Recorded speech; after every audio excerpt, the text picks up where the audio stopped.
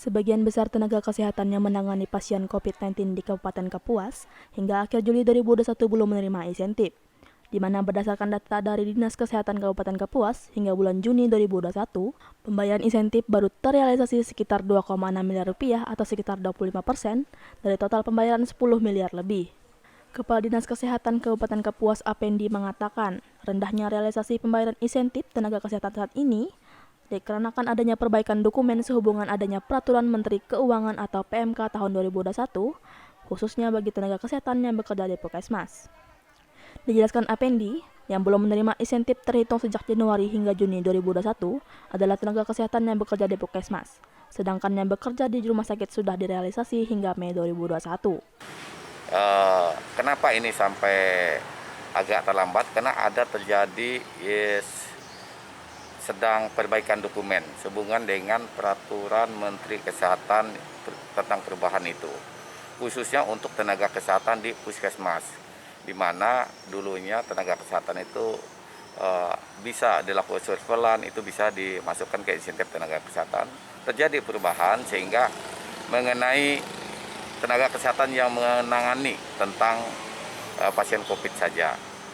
Nah, untuk sekarang rata-rata pasien yang kita bayarkan adalah khusus rumah sakit kita full semua sudah, yaitu rata-rata per bulan itu 90 orang di rumah sakit, tergantung pasiennya, COVID-nya. Sehingga sampai sekarang yang terbayar adalah bulan Mei 2021 adalah rumah sakit. Sedangkan untuk Puskesmas masih belum menunggu laporan atau klaim dari petugas kesehatan di Puskesmas. Nah, sampai saat ini yaitu sedang kita proses semuanya.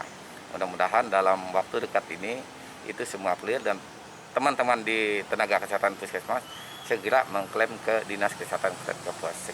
Sementara itu, Kepala Badan Pengelola Keuangan dan Aset Daerah atau BPKAD, Kabupaten Kapuas Yan Henry Alia juga mengakui adanya keterlambatan dalam pembayaran insentif tenaga kesehatan. Hal ini karena peraturan kepala daerah sehubungan adanya refocusing anggaran baru ditetapkan pada Juni 2021, sehingga untuk pembayaran insentif tenaga kesehatan yang disusul oleh Dinas Kesehatan baru berproses pada Juli 2021.